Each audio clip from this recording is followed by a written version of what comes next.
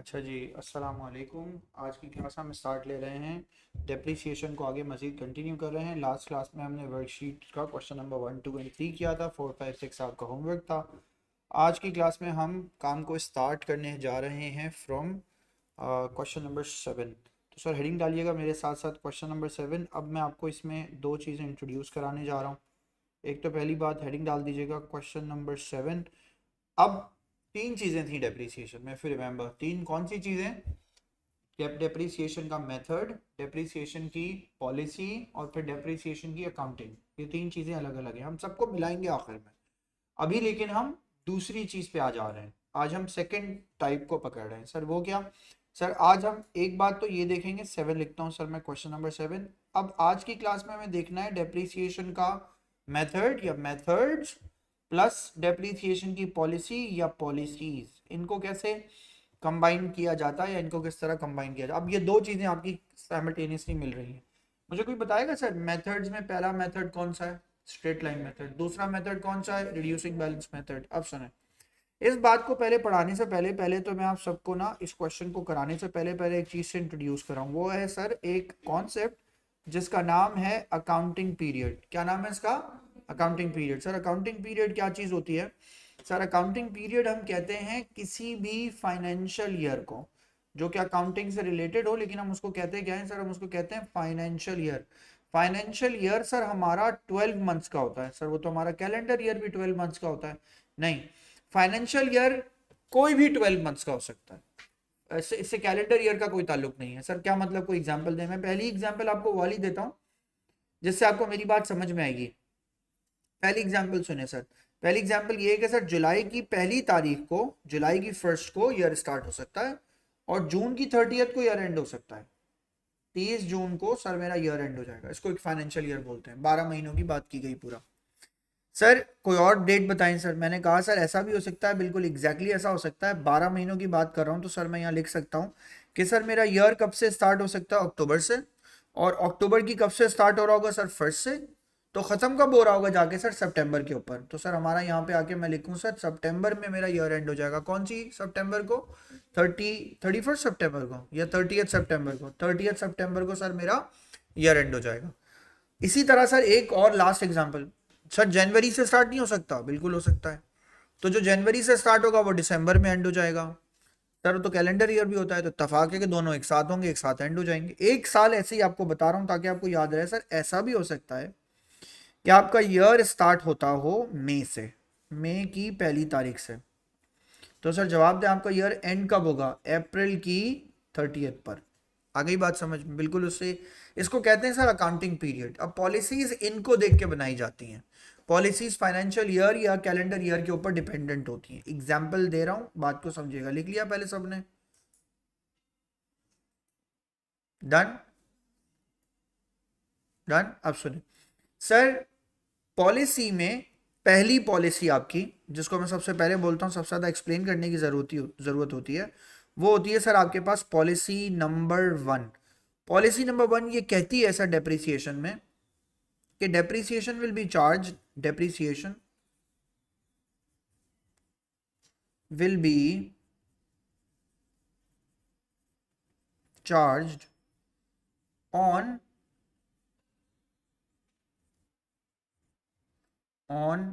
monthly basis. Depreciation will be charged on monthly basis. इसको यूं भी लिखा जा सकता है, depreciation will be charged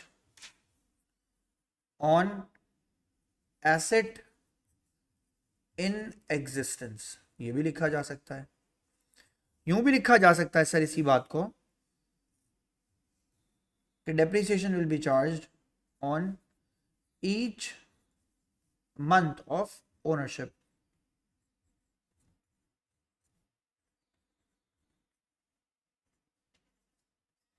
sir ये सारी एक ही बातें हैं। यस, पढ़ लें, एक ही है सर, बस ट्रांसलेट कर रहे हैं या उनकी डिटेल्स में मजीद जा रहे हैं। पहली बात क्या लिखी मैंने? Depreciation will be charge on monthly basis. इसको कहते हैं मंथ बाय मंथ पॉलिसी। दूसरी बात क्या लिखी है मैंने? Depreciation will be charge on assets in existence. क्या ये दूसरी बात पहली बात से करेक्ट है? मैं इसलिए लिख रहा हूं ये बात। क्या जो एसेट आपके पास इन एग्जिस्टेंस नहीं है 31 दिसंबर को, गौर से देखिएगा, अक्सर बच्चों की कंफ्यूजन है, उसको मैं क्लियर कर रहा हूँ। सर मैंने लिखा दिसंबर की 31 को आपके पास जो जो एसेट नहीं है, तो जरूरी है क्या क्या वो जून में आपके पास हो ना? ऐसा हो सकता है ना? सिद्दत में कहूँ कोई एसेट आपके पास जून में हो मगर दिसंबर में नहीं हो, ऐसा हो सकता है? ये फोन मेरे पास अभी है, फेब में ना हो। ये मैकबुक मेरे पास अभी है, बाद में ना हो। नहीं हो ना? सर जवाब दें तो जरूरी, ये तो यहाँ है तो इन एग्जिस्टेंस साल के आखिर में, तो साल के आखिर में ऐसा हो सकता है ना वो चीज मेरे पास नहीं हो जो साल के बीच में हो। क्वेश्चन क्या कह रहा है? डेप्रिसिएशन सिर्फ उस पर लगाइए जो एसेट इन एग्जिस्टेंस है। सर ये नहीं मैच कर रहा है इससे, मैच कर रहा है ये वर्ड इससे, पढ़ लें अच्छे से, ये इससे मैच नहीं कर रहा। सर क्यों? जो एसेट मेरे पास आज है, हो सकता है वो मेरे पास जून में ना हो। क्या जरूरी? मैं एग्जाम्पल दे रहा हूं, ये फोन नहीं था मेरे पास जून में मगर ये आज है। तो जवाब दें, जो एसेट सिर्फ इन एग्जिस्टेंस होंगे आप उन पे डेप्रिसिएशन लगाएंगे। कहीं से भी ये मंथ बाय मंथ से मैच कर रहा है या नहीं कर रहा? अच्छी तरह सोच के बताइए, असल में इनको पढ़ने में ही दिक्कत होती है सर, मंथ बाय मंथ। तो इसका मतलब है सर जो एसेट इन एग्जिस्टेंस है उन पे लगा दो बस डेप्रिसिएशन। तो ये तो मंथ बाय मंथ से तो मैच नहीं कर रहा, तो इसका मतलब है ये पॉलिसी यहां नहीं लगेगी। और ये बात समझ में? दूसरी पढ़ो क्या लिखी है, on each month of ownership, ये सही है सर, जितने टाइम वो रही है। तीसरी देखिए, क्या तीसरी बात इससे मैच कर रही है sir? In the proportion of the year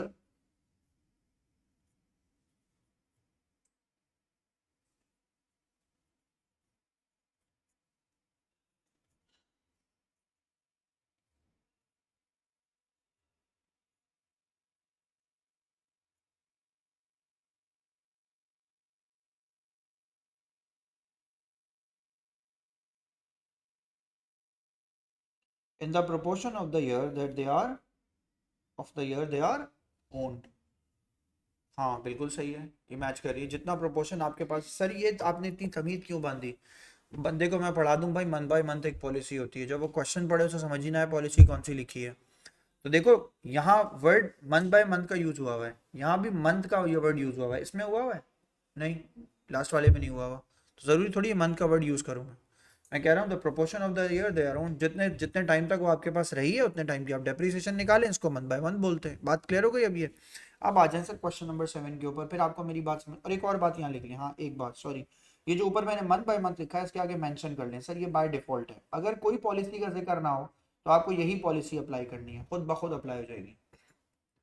अगर लिखा हो 10% डेप्रिसिएशन लगाएं, ये ना लिखा हो कॉस्ट पे लगाएं या नेट बुक वैल्यू पे लगाएं, ऑटोमेटिक अंडरस्टूड है कि आप उसे स्ट्रेट लाइन मेथड पे करेंगे। Straight line method is by default. इसी तरह पॉलिसीज में ये बाय डिफॉल्ट है, ईयरली पॉलिसी बाय डिफॉल्ट नहीं है, लिखा होगा कि ईयरली से सॉल्व करें, नहीं लिखा होगा तो इसी से सॉल्व करेंगे। आई बात समझ में? अब आओ, अब एक और भी काम की बात समझाऊं, ये क्लास होती है बहुत इंपॉर्टेंट है, पता नहीं है कि बच्चे कितने रिकॉर्डिंग देख लेंगे जो गायब हैं। सर ज़्यादा गायब हो गए, मतलब 10 दिन गायब हो गए और सबसे इंपॉर्टेंट टॉपिक में गायब हो गए, फिर फायदा क्या आपको? आप जब मेजर मेजर क्लासेस छोड़ के वापस आएंगे। सर यहाँ जाते हैं क्वेश्चन नंबर 7 पे, लिखा है company which makes up its financial statements annually to 31 December provides the depreciation of its machinery at the rate of 15% per annum using reducing balance method। फिर से पढ़ो। A company which makes up its financial statements annually to 31st December provides for depreciation of its machinery at the rate of 15% per annum using what? Reducing balance method। RBM तो बता दिया उसने आपको, हालांकि अगर नहीं बताता तो हम किस पे लगाते हैं? स्ट्रेट लाइन पे। तो उसने रिड्यूसिंग बैलेंस मेथड बता दिया हमें। आगे लिखा हुआ है सर, कहीं कोई ऐसी बात लिखी हुई है सर कि ये मंथ बाय मंथ पॉलिसी है या कुछ है, कुछ नहीं? अगर कुछ नहीं लिखा तो जवाब दें, बाय डिफॉल्ट कौन सी पॉलिसी अप्लाई हो जाएगी? सब मंथ बाय मंथ अप्लाई हो जाएगी। और ये बात समझ में? ये तो खुद ब खुद अप्लाई हो जाएगी, तो मुझे इस क्वेश्चन में ही अप्लाई करनी पड़ेगी। नहीं लिखा हुआ कहीं कि मंथ बाय मंथ पे जाएं या कैसे जाएं। आगे क्या लिखा हुआ? On December 31st 2008 machinery consisted of 3 items purchase as shown. अब गौर से जरा देखिएगा, पहले तो इस क्वेश्चन को दोबारा से एक बार पढ़ें, आप डिसाइड करें साल कब खत्म हो रहा है कंपनी का। कब खत्म हो रहा है सर? कंपनी का ईयर खत्म हो रहा है 31 दिसंबर को, तो स्टार्ट कब से होगा? हाँ वेरी गुड सर, 1 जनवरी से। अब याद रखिएगा सर, इस कंपनी का साल जनवरी की 1 तारीख से स्टार्ट हो रहा है और इसका ईयर एंड कब हो रहा है हर साल? दिसंबर की 31st को। अब पहली मशीन देखें इसने कब खरीदी। सर मशीन ए इसने खरीदी है जिसकी कॉस्ट कितनी है 2000, और इसने खरीदी कब है सर, January 1st 2006। क्या साल के पहले ही दिन खरीद ली इसने? यस। तो ये इस साल 2006 में कितना चलेगी, जवाब दे सकता है कोई मुझे कि ये कितना चलेगी, 1 महीने या 12 महीने? अगर मैंने कोई चीज January 1st को ही खरीद ली तो ये मेरे इस साल मशीनरी कितना चलेगी, मेरे पास कितनी चलेगी, पूरे 12 महीने। जैन से लेके दिसंबर तक कितने मंथ्स होते हैं, 12। बोलो मैं 6.5 हो जा। कौन, नाम बताओ। नहीं अभी तो नहीं मिल सकता। नहीं नहीं नहीं नहीं नहीं, क्रेजी, उसके बाद लगातार सर परसों नहीं आ जाएंगे, फिर लगातार आज नहीं मिल सकता मैं किसी से भी। नहीं नहीं नहीं, कल कल। हाँ लेकिन बोलना 8 बजे मिलेंगे कल भी। फ्राइडे को बोलो, फ्राइडे को मिलने आराम से सुकून से। उसकी क्लास 7:30 से लेके 8:45 ऑफ होती है, फिर मिलूंगा मैं। रिकॉर्ड कर रहा हूँ, बाद में मिलता हूँ। सर लिखा हुआ यहाँ पे देखें, September 1st 2007 मशीन बी आ गया। मशीन बी की कितनी कॉस्ट है सर आपके पास, 4000। लेकिन मशीन बी, जवाब दीजिए, मशीन भी आपने 2006 में खरीदी है या 7 में? 7 में, तो 6 में तो थी नहीं आपके पास ये। लेकिन 7 में भी आपने इसको कब खरीदा है सर, September 1st को। काउंट करें, सितंबर, अक्टूबर, नवंबर, दिसंबर, हाउ मेनी मंथ्स, 4 मंथ्स, 4 महीने रही है। कब, 7 में या 6 में? 7 में। लेकिन 8 में ये क्या हुई होगी, 3-4 महीने रही होगी या फुल ईयर रही होगी आपके पास। ये मैंने लाइट खरीदी सितंबर में, तो सितंबर, अक्टूबर, नवंबर, दिसंबर, 4 महीने चल गई पिछले साल। अब इस साल क्या ये 4 महीने चल रही है या पूरा साल चल रही है? पूरा साल, पूरा साल सतवत। कोई एसी अगर मैं अभी खरीदूं अभी आज दिसंबर में, तो ये इस साल कितने महीने चलेगा, एक। लेकिन अगले साल फिर ये मेरे पास क्या 12 महीने रहेगा? हाँ। तो जिस साल खरीदते हैं और जिस साल बेचते हैं उसी साल सिर्फ सर देखना होता है कितने मंथ्स हैं। बीच वाले ईयर्स में फुल ईयर होता है। और ये बात समझ में, सर दोबारा बोलें, मैं दोबारा यहाँ पे आपको लिख के भी दे रहा हूँ। सर इस पॉलिसी के साथ ऐसा होता है कि आप in the year of purchase में, in the year of purchase में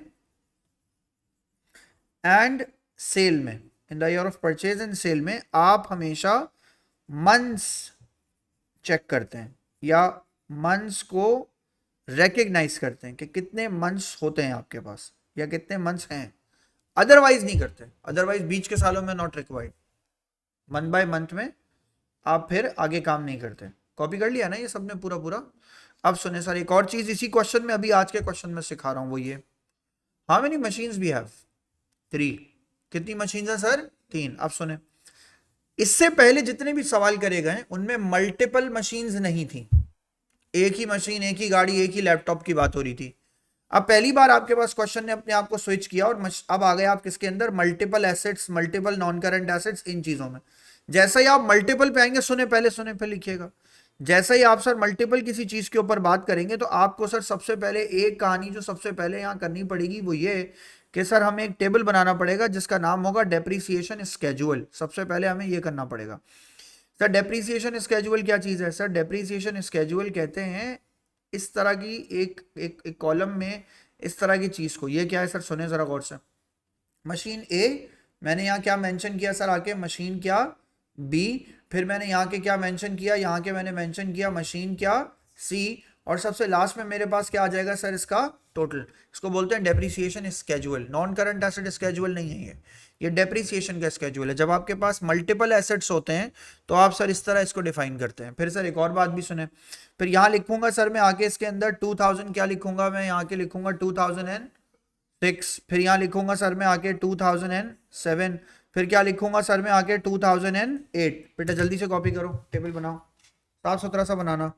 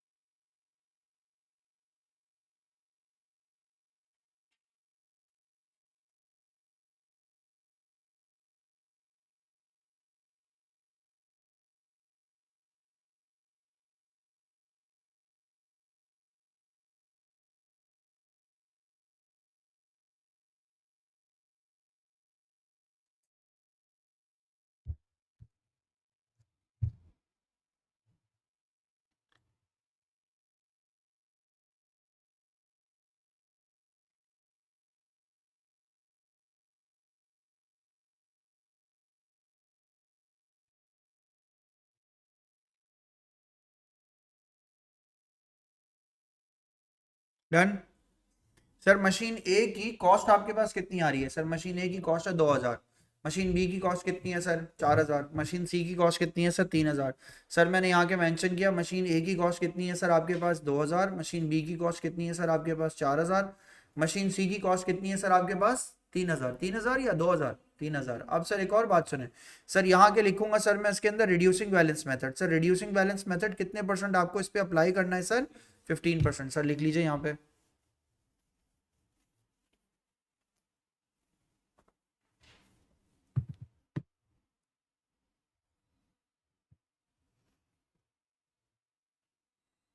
डन। स्टार्ट करें। अब सर सुने सर, पहली चीज, पहली मशीन, मशीन ए की बात हो रही है सर। मशीन ए पे बताइए क्या मशीन ए आपने, जब आप इस पे डेप्रीसिएशन लगाएंगे तो याद करें सर, रिड्यूसिंग बैलेंस मेथड का फॉर्मूला होता है कॉस्ट माइनस आप क्या करते हैं sir?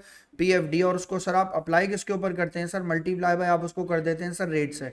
Sir sir answer निकालिएगा multiply करके इसका। 2000 मल्टीप्लाई बाय 15%। सर इसका आंसर आपके पास आ जाएगा, मैंने यहाँ लिखा आके, इसका आंसर आ जाएगा आपके पास 300। पहले तो मुझे जवाब दो सिद्दत, ये मशीन क्या मैंने पूरे साल चलाई है? यस, क्योंकि ये मैंने कब खरीदी है? जनवरी की 1 तारीख को। अगले साल क्या करूंगा सर? नेक्स्ट ईयर में मैं यहाँ लिखूंगा सर आगे 2000 माइनस इसमें से क्या करूंगा? 300। फिर सर उसको मैं अप्लाई किसके ऊपर कर दूंगा सर? मैं उसको अप्लाई कर दूंगा सर 15% के ऊपर। सर अप्लाई कर दीजिए जरा 15% के ऊपर। आई थिंक 255 आएगा आंसर। क्या आंसर आ रहा है? 255 सही है सर। उसके अगले साल क्या करेंगे सर? उसके अगले साल 300 में से 255, पहले 2000 में से 300 को क्या कर देंगे? माइनस। फिर 255 को भी क्या कर देंगे? माइनस। पीएफडी यानी टोटल डेप्रीसिएशन माइनस करनी है। तो 2000 में से पहले 300 को माइनस करेंगे, फिर उसके बाद 255 को माइनस करेंगे। जो बच जाएगा, इन दोनों को माइनस करने के बाद जो बच जाएगा उसके ऊपर सर आप क्या अप्लाई करेंगे? उस पर आप अप्लाई करेंगे 15%। आंसर निकालिए। बोलो बोलो।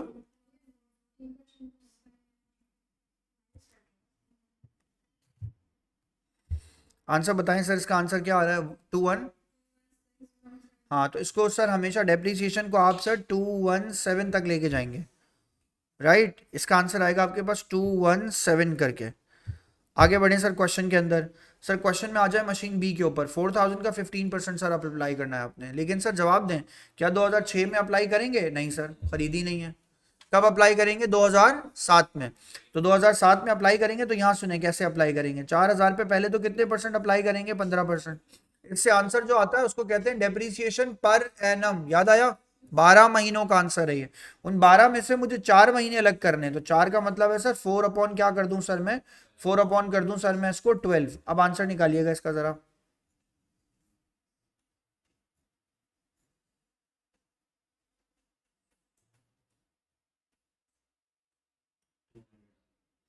सर आंसर इसका आ गया आपके पास 200। तो मैंने ये आंसर लिखा सर इसका कितना?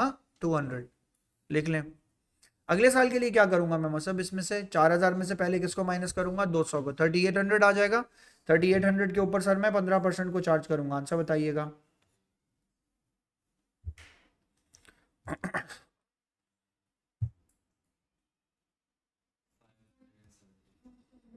570। डन।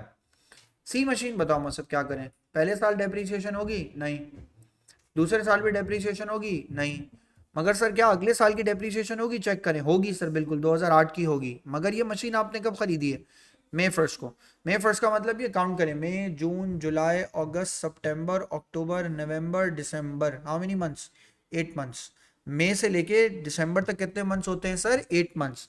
तो सर आप यहाँ पे 3000 की जो वैल्यू लिखी हुई है आप लिखेंगे सर यहाँ के 3000 मल्टीप्लाई करेंगे सर आप इसको कितने परसेंट से? 15% से मल्टीप्लाई कर देंगे सर आप इसको। जवाब दीजिए। 8/12 से सर आंसर निकाल लीजिएगा इसका।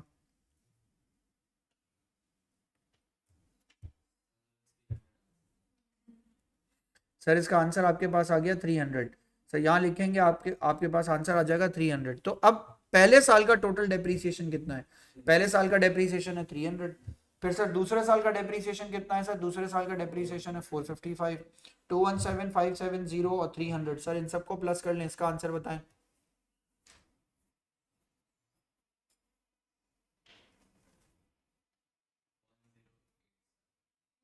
1087 सर, 1087 सर, ये आंसर आया सर। क्या फ़ायदा हुआ ये टेबल बनाने का?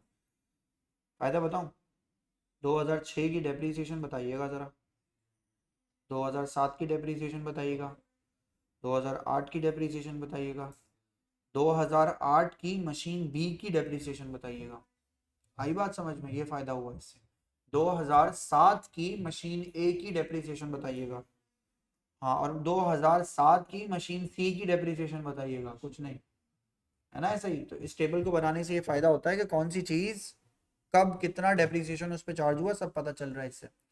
अब एक मसला समझे sir, depreciation charge for a year होता है, 1 साल का। तो अगर मैं आपसे बोलूँ सर डेप्रीसिएशन, मैं आपसे यहाँ लिखूँ सर और ये बात करूँ आपसे कि डेप्रीसिएशन फॉर ईयर 1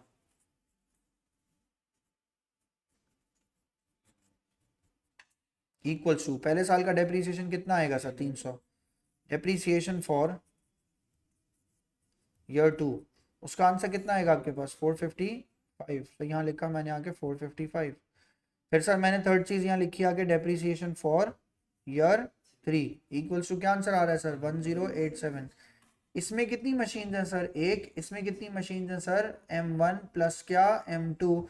इसमें कितनी मशीन है sir? M1 plus M2 plus क्या M3। लेकिन उनका हर साल का डेप्रीसिएशन, हर साल का डेप्रीसिएशन है इसमें। डन, लिख लें फिर आगे बढ़ें। अब आपने एक मंथली पॉलिसी भी सीख ली, सही है। मंथली पॉलिसी का मतलब क्या? जिस वक्त से लेके साल खत्म होता है उस वक्त तक की हम डेप्रीसिएशन लगाते हैं पहले साल, लेकिन सिर्फ कब? पहले साल या आखिरी साल, बीच वाले ईयर्स में कुछ नहीं करना। अब आ जाए सर, अब आपका थोड़ा सा बेस क्रिएट हो गया है। तो मैंने आपसे कहा था सर हम इवेंचुअली आज ही अकाउंटिंग वाले क्वेश्चन पे आ जाएंगे सर। अब आ जाएं सर क्वेश्चन नंबर 8 के ऊपर, हेडिंग डालेंगे सर मेरे साथ साथ आप। क्वेश्चन नंबर 8, अब तीनों चीज़ें कंबाइन होकर आ रही हैं सर आपके पास। क्वेश्चन नंबर 8, और क्वेश्चन नंबर 8 में सर हम सबसे पहले बात करेंगे, आपके पास क्वेश्चन में एक मेथड होगा। नंबर 2, क्वेश्चन के अंदर सर एक पॉलिसी होगी। नंबर 3, क्वेश्चन की कोई अकाउंटिंग ट्रीटमेंट होगी। अब आ गए सर हम कंप्लीट कॉम्प्रिहेंसिव काम के ऊपर। अब हमें सर कुछ डेप्रीसिएशन से रिलेटेड कोई बात करनी है इसमें सर। अब हमारे पास तीनों चीज़ें आ गई हैं। डन, स्टार्ट लें। अब आ जाए सर क्वेश्चन में। लिखा है motor vehicle which cost 12,000 was bought on credit from Trucks Limited. Anyone, what is the journal entry for this? मैंने एक मोटर व्हीकल खरीदी और मोटर व्हीकल मैंने खरीदी ट्रक्स लिमिटेड से ऑन क्रेडिट पे। क्या एंट्री पास करेंगे जान? है ना? हाँ, व्हाट इज द एंट्री? मैं मोटर व्हीकल खरीद रहा हूँ, मैं एंट्री क्या पास करूंगा? वेरी गुड, इन ट्रक्स लिमिटेड को क्या कर देंगे? क्रेडिट। वेरी गुड, तो घबरा क्यों रहा है? बोलो, बस गलती हो जाएगी तो मैं सिखाऊंगा, मेरा काम है। आगे क्या करेंगे बॉस? अगला देखो क्या लिखा हुआ है, और आगे लिखा हुआ है financial statements are prepared annually. कब फाइनेंशियल स्टेटमेंट बनती है? 31 दिसंबर में।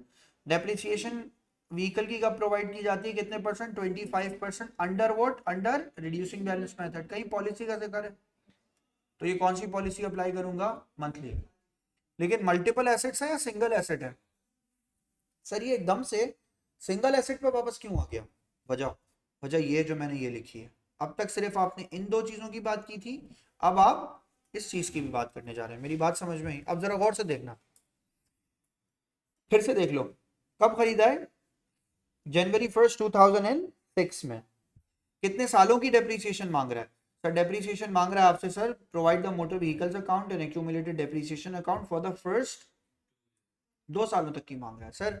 मल्टीपल एसेट्स की बात ही नहीं की है। जब मल्टीपल एसेट्स की बात नहीं कर रहा तो सर जवाब दें, इस टेबल की जरूरत है? नहीं सर, टेबल की जरूरत नहीं है तो सर डेप्रीसिएशन तो कैलकुलेट करेंगे। गुड न्यूज़ सुनिएगा, अब इससे स्टार्ट ले रहा हूँ मैं, सुने। सबसे पहले तो मुझे एक बात बताइए सर, एक मैं आपसे छोटा सा एक सवाल करूं। जर्नल एंट्री एसेट को खरीदने की क्या बनेगी? एसेट को खरीदने की जर्नल एंट्री क्या बनेगी? सर जर्नल एंट्री बनेगी एसेट को खरीदने की। आप लिखेंगे आके इसके अंदर मोटर व्हीकल को आप क्या कर देंगे सर? डेबिट। किस डेट पे आप डेबिट करेंगे सर? 2006 में जनवरी की 1 तारीख को, राइट? सुनो मतलब यहाँ देखो, और क्रेडिट किसको कर देंगे सर? क्रेडिट कर देंगे आप सर ट्रक्स लिमिटेड को। जवाब दें, ट्रक्स लिमिटेड का अमाउंट कितना आ रहा है आपके पास सर? 12,000, 12,000 सर, यहाँ पे इसका आंसर आ गया, राइट? अब सर आगे देखें सर, जर्नल एंट्री ये बना ली मैंने। मेरा एक बहुत बच्चों वाला सवाल है सर, इस एंट्री से डेप्रिसिएशन का कोई ताल्लुक है? नहीं, ये तो आप पहले भी बनाते थे अब भी बनाएंगे, इसमें क्या मसला? इससे डेप्रिसिएशन का तो कोई ताल्लुक नहीं। कोई क्वेश्चन है तो पूछें, बताएं, कोई मसला है इसमें? नहीं सर। अगर मैं इस एंट्री के बाद आपसे ये कहता हूँ अकाउंटिंग ट्रीटमेंट में बात करते हैं, सबसे पहले किसकी? सबसे पहले बनाते हैं क्या सर? एक मोटर व्हीकल का अकाउंट। सर मोटर व्हीकल का अकाउंट कैसे होगा, पहले तो सुने सर। मोटर व्हीकल का अकाउंट जब हम बना रहे होंगे ना, तो सर हम यहाँ के लिखेंगे मोटर व्हीकल को हम क्या कर देंगे सर? डेबिट। कैसे करेंगे डेबिट सर? हम यहाँ लिखेंगे आगे 2000 क्या 6, यहाँ पे क्या लिखेंगे सर हम आगे 2006।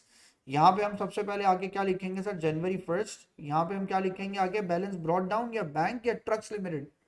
Trucks limited. क्या लिखेंगे सर यहाँ पे आके? हम यहाँ लिखेंगे आके आप ट्रक्स लिमिटेड। तो सर इसका मतलब है ट्रक्स लिमिटेड से हमने कोई चीज खरीदी है, कितने की खरीदी है सर? 12,000 की। सर जैसे ही हमने 12,000 की कोई चीज इससे खरीदी, पहला साल हमारा खत्म हुआ, उसके बाद हमने कोई चीज इससे नहीं खरीदी, कोई मोटर व्हीकल हमने इससे नहीं खरीदा, तो सर मैं इसका फुटर मार्क कर दूंगा, और फुटर मार्क करने के बाद सर मैं यहाँ आके इसका आंसर लिख दूंगा। आंसर आके लिखूंगा तो यहाँ क्या मेंशन करूंगा सर? 12,000। यहाँ पे भी क्या मेंशन करूंगा? 12,000। जवाब दीजिए डिसंबर की 31 को। यहाँ क्या मेंशन करूंगा कि बैलेंस सीडी अमाउंट क्या यहाँ पे मेंशन करूंगा सर? 12,000। मेरा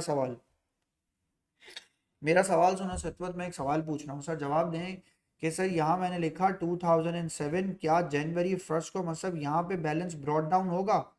यस, बैलेंस ब्रॉट डाउन कितनी वैल्यू का होगा सर? 12,000। सर जवाब दें, क्या दूसरे साल आपके बिजनेस ने कोई मोटर व्हीकल बाय किया है? नो सर, कोई भी मोटर व्हीकल आपने बाय नहीं की। तो जवाब दें सर, यहाँ पे आंसर क्या आएगा आपका? 12,000। यहाँ पे भी आप लाइन ड्रॉ करेंगे तो यहाँ पे भी आंसर आप क्या लिखेंगे सर आके? यहाँ पे आंसर लिखेंगे सर आप आके इसके अंदर कितना? 12,000। सर जवाब दीजिए, यहाँ पे ऊपर मैं क्या मेंशन करूंगा? यहाँ मेंशन करूंगा 2007। यहाँ क्या मेंशन करूंगा? डिसंबर 31। यहाँ क्या लिखूंगा? Balance CD. और यहाँ क्या लिखूंगा? 12,000। बड़ा बेहतरीन मासूमाना बच्चे का सवाल। सर दूसरे साल का टी अकाउंट बनाने की जरूरत क्या है? पता तो है बीडीसीडी हो जाएगा। नहीं, अकाउंटिंग रिकॉर्ड मेंटेन करना है। ये बताना है एज एन अकाउंटेंट कि अगले साल हमने कोई मोटर व्हीकल ना खरीदी और ना बेची। सर ये कैसा अकाउंट है छोटा सा बच्चों वाला? ये बच्चों वाला अकाउंट तो है, इसकी डिटेल समझो जरा, एक डिटेल समझो फिर कॉपी करना। डिटेल ये है इसकी बच्चों कि मैं अगर इसका एक टी अकाउंट बनाऊं, मैं कहता हूं आपसे सर मैं अगर इसी चीज का एक टी अकाउंट बनाता हूं, तो मैं आपसे एक सवाल यहाँ पे बात लिख के आपको समझा रहा हूँ। सर मैंने लिखा क्या? यहाँ मैंने लिखा कि पहले क्या लिखा मैंने इसके अंदर? Motor vehicle.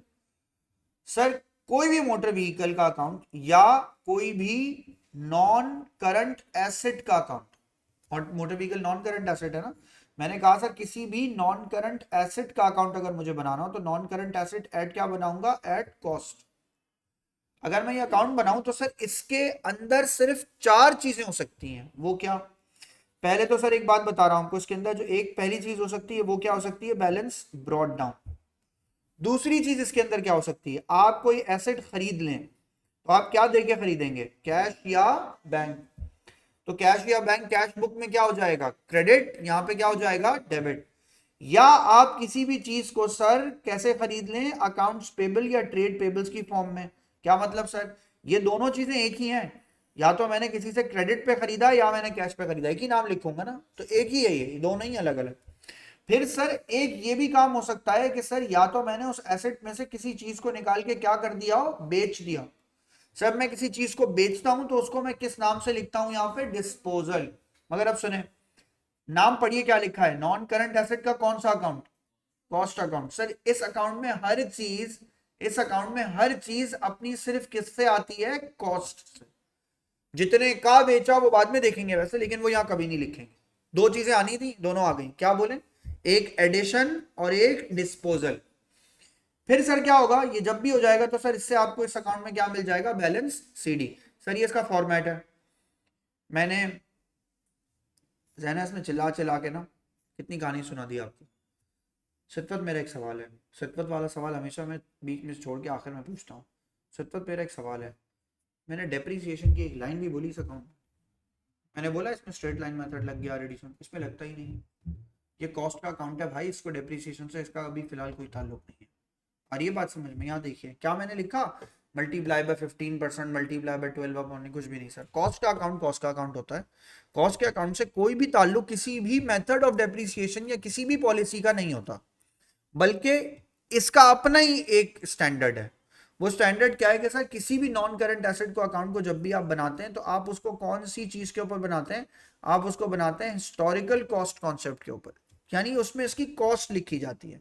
मैंने 25 लाख की गाड़ी खरीदी, दूसरी गाड़ी 25 लाख की खरीदी, अब टोटल कितने की हो गई, 50 लाख की, अब उसमें 50 लाख की आएगी।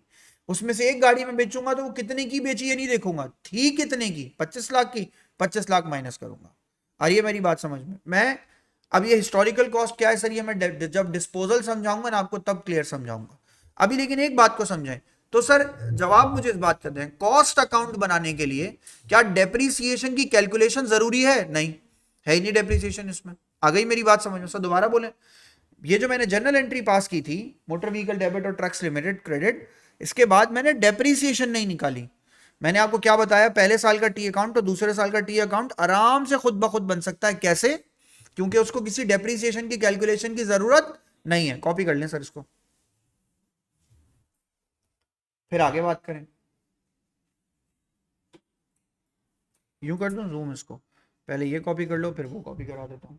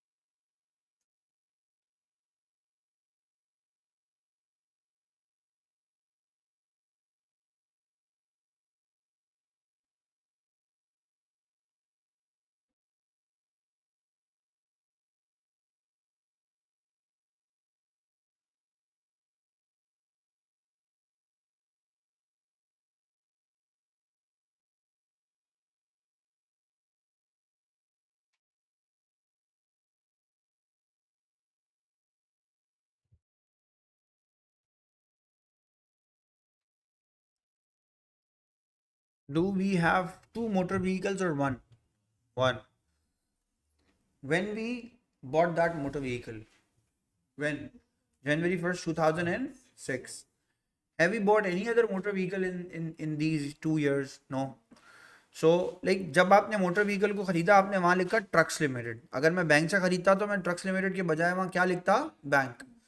सर सीडी करके बीडी कर दिया सर, नेक्स्ट ईयर कुछ नहीं खरीदा तो दोबारा उसको क्या कर दिया, सीडी। मल्टीपल एसेट्स का सवाल है या सिंगल एसेट का? सिंगल एसेट का। अब सिंगल एसेट का सवाल है तो आगे क्या होगा, अब पहले से कॉपी कर लें।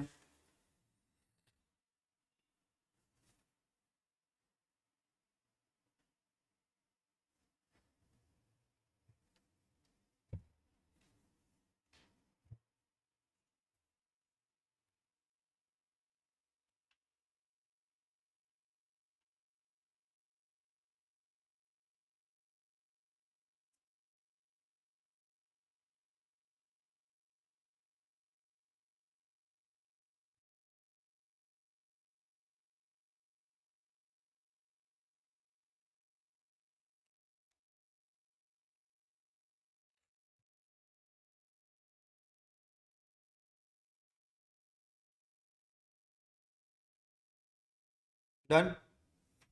अगली चीज बनाने से पहले पहले मैं आपको अगली चीज का फॉर्मेट बता रहा हूँ, फिर बनाता हूँ उसको मैं। सर नेक्स्ट चीज क्या है हमारे पास, कॉपी कर लिया। अगली चीज में पहले मैं अगले अगले का आंसर लिखने से पहले पहले मैं आपको यहां पर एक काम पहले सिखा रहा हूं। सर सुने, सर नेक्स्ट अकाउंट हमारे पास बनेगा और वो अकाउंट हमारे पास बनेगा सर पीएफडी का। ये जो पीएफडी का अकाउंट होता है सर, ये बहुत इंपॉर्टेंट अकाउंट होता है सर। मैंने लिखा पीएफडी और पूरा नाम अगर मैं लिख दूं सर तो मैं यहाँ लिखता हूँ सर प्रोविजन फॉर, बिल्कुल ऐसा ही है सर। मैंने लिखा प्रोविजन फॉर डेप्रीसिएशन,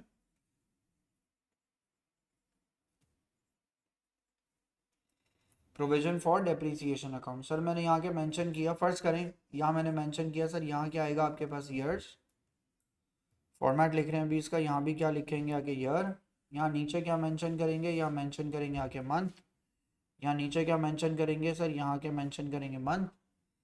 सर सबसे पहले आपके पास यहाँ क्या आएगा, देखिएगा balance brought down. Sir credit side पे क्यों आया, किसी ने सवाल नहीं पूछा। बैड डेट का प्रोविजन फॉर डाउटफुल डेट याद है, बैड डेट पढ़ा है ना।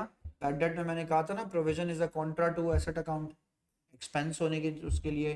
तो सर जवाब दीजिए, कॉन्ट्रा टू एसेट का मतलब है ये क्रेडिट साइड पर इंक्रीज करता है और डेबिट साइड पर क्या करता है सर, डिक्रीज करता है। तो सर मैंने ब्रॉट डाउन उस तरफ लिखा जो उसकी नेचर है। सर फिर मैंने उसके बाद यहाँ लिखा सर इसमें एक एंट्री आती है सर जिसको हम depreciation charge for the year की एंट्री बोलते हैं। सर यहाँ मैंने क्या लिखा, income statement. Sir income statement क्या चीज़ होगी, मैं यहाँ मेंशन करता हूँ सर आपके पास यहीं पे गई है। इनकम स्टेटमेंट का मतलब क्या है, इनकम स्टेटमेंट का मतलब है sir depreciation charge for a year, charge for a year, right. फिर सर उसके बाद फौरन सर उसके बाद मैंने यहाँ के लिखा सर इसके अंदर आपके पास यहाँ क्या आ जाएगा, डिस्पोजल। मैंने यहाँ लिखा ये मेरे लिए डिस्पोजल का अकाउंट है, यहाँ आ जाएगा। फिर सर मैंने यहाँ के मेंशन किया सर इसमें यहाँ आ जाएगा सर बैलेंस डी, और बैलेंस डी सर यहाँ आ गया। सर ये टोटल अकाउंट है इसका। सर पिछले कॉस्ट के अकाउंट में भी कितनी चीजें थी, 4। इसमें भी टोटल कितनी चीजें हैं, 4। बैलेंस डी और बी डी वैसा ही है। एक क्या है इसके अंदर, इनकम स्टेटमेंट, दूसरी चीज क्या है इसके अंदर, डिस्पोजल। अगर वहां डिस्पोजल है तो यहां भी होगा। आप कोई चीज, ये क्या मतलब हुआ सर, ये मतलब मैं आपको डिस्पोजल का बाद में बताऊंगा, उसे छोड़ देते हैं, डन।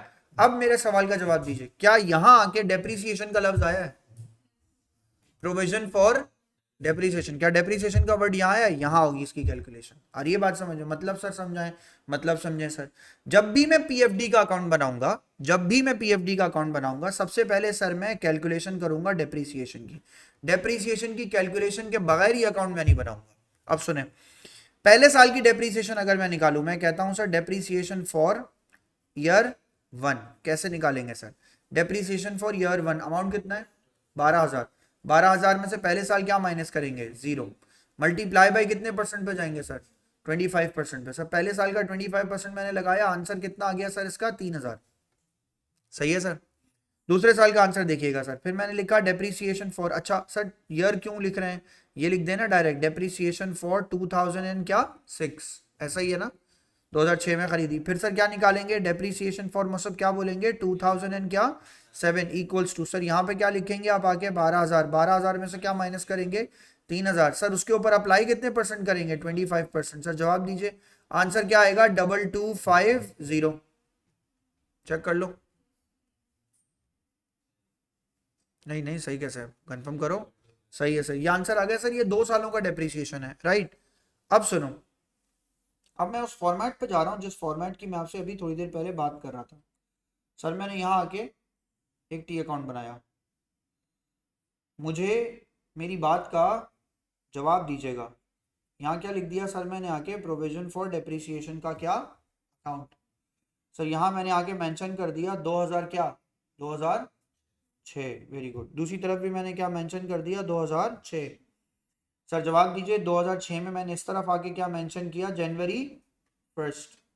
सर जवाब दीजिए, जनवरी 1 लिखा तो मैं यहाँ पहले साल क्या लिखूं सर, बैलेंस ब्रॉट डाउन, नहीं कुछ है ही नहीं सर, तो लिखे नहीं। अगली दफा से हम अब इसके अंदर लिखेंगे नहीं, अगली दफा से हम लिखेंगे नहीं, अभी लिख रहे हैं सर। उसके बाद सर साल खत्म होगा, साल खत्म होगा तो हमें क्या बनानी पड़ेगी सर, साल खत्म होगा तो हमें प्रॉफिट एंड लॉस की स्टेटमेंट बनानी पड़ेगी या इनकम स्टेटमेंट बनानी पड़ेगी सर। तो यहाँ फिर इनकम स्टेटमेंट की मुझे सर एंट्री पास करनी पड़ेगी। मेरी बात समझ में आई अलीना, क्या मेरी बात समझ में आई जो मैं कह रहा हूँ सर, इस यहाँ कहाँ से आ गई सर इनकम स्टेटमेंट, फॉर्मेट देखो खोल के, क्या यही है इनकम स्टेटमेंट।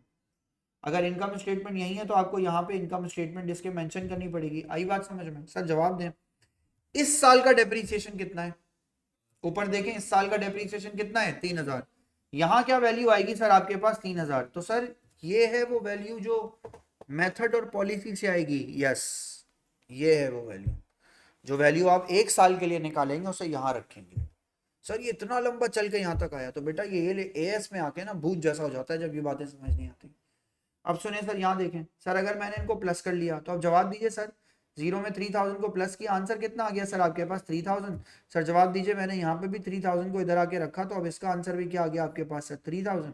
यहाँ मैंने लिखा आके 3000। सर जवाब दीजिए, यहाँ लिखेंगे सर हम आके डेप्रीसिएशन और December 31, यहाँ लिखेंगे हम आके सर इसके अंदर बैलेंस डी। सर जवाब दीजिए क्या वैल्यू आएगी सर इसकी, 3000। सर डिस्पोजल कहाँ गया, डिस्पोज किया ही नहीं कुछ, कुछ बेचा ही नहीं। अगले साल बताओ जनाब क्या करेंगे। 2000 क्या है सर, 2007, 2007 में अब क्या लिखूंगा, जनवरी 1। अब मेरे सवाल का जवाब दो, बैलेंस ब्रॉड डाउन आएगा, यस। कितना आएगा सर, 3000। लेकिन सर आगे आगे अब एक सवाल पूछूं सर, क्या इसके बाद इनकम स्टेटमेंट आएगा या नहीं आएगा, बिल्कुल आएगा सर। इस साल की डेप्रीसिएशन कितनी है सर, इस साल की डेप्रीसिएशन है 2250। तो सर टोटल अब तक की डेप्रीसिएशन कितनी हो गई सर, 5250। सर आंसर आ गया इसका 5250। यहां भी आगे सर मैं क्या लिखूंगा, 5250। यहाँ लिखूंगा सर मैं 5250। सर जवाब दें, यहाँ क्या लिखेंगे 2007। यहाँ क्या मेंशन करेंगे आगे, डिसम्बर 31। यहाँ क्या मेंशन करेंगे सर, बैलेंस सीडी। जवाब दीजिए यहाँ क्या लिखेंगे, 5250। मेरा सवाल है सर, बैलेंस बीडी और सीडी, बैलेंस बीडी और सीडी, इसकी कोई जनरल एंट्री होती है या ये बैलेंसिंग फिगर होता है। बैलेंस सीडी या बैलेंस बीडी क्या होता है, सीडी वैल्यू होती है, बीडी वैल्यू होती है, ये कोई एंट्री होती है या बैलेंसिंग फिगर होती है, ये तो बैलेंसिंग फिगर होती है। तो इस पूरे अकाउंट को गौर से देखो, इसमें सिर्फ आपको एंट्री पास होती हुई सिर्फ यहां नजर आएंगी, नजर आ रही है ना, सिर्फ इस जगह पे, और कोई एंट्री आई नहीं। तो इसका मतलब है इन 2 सालों की डेप्रीसिएशन की भी एंट्री होगी, इन 2 सालों की डेप्रीसिएशन की भी तो एंट्री होगी। जब हर चीज की एंट्री अकाउंटिंग में, तो इसकी भी है। अब यहां देखिएगा जरा, पहली बार एक और बात मैं आपको जरा वाज़े अंदाज से जरा समझाऊं, फिर कॉपी करवाता हूं, सुने। सर मैंने लिखा मुझे जनरल एंट्रीज रिकॉर्ड करनी है for depreciation, journal entries to record depreciation. पहले साल का क्या सुने, जब साल खत्म होगा December 31 को, इनकम स्टेटमेंट को डेबिट और प्रोविजन फॉर डेप्रीसिएशन को क्या कर देंगे, क्रेडिट। कितने अमाउंट से कर देंगे सर, 3000 से। पहला साल तो 3000 से सर रिकॉर्ड करा जाएगा। दूसरे साल December 31 को, पहला साल से मतलब 2006, दूसरे साल से मतलब 2007।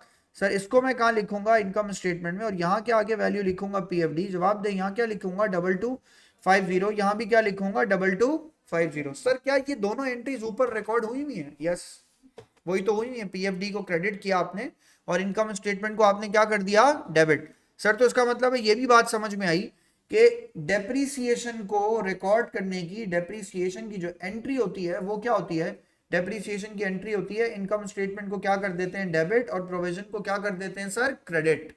आ गई बात समझ में। सर आज तक की क्लास ना आपकी यहाँ तक की है, आपको 2 अकाउंट्स बनाने थे वो मैंने बना दिए।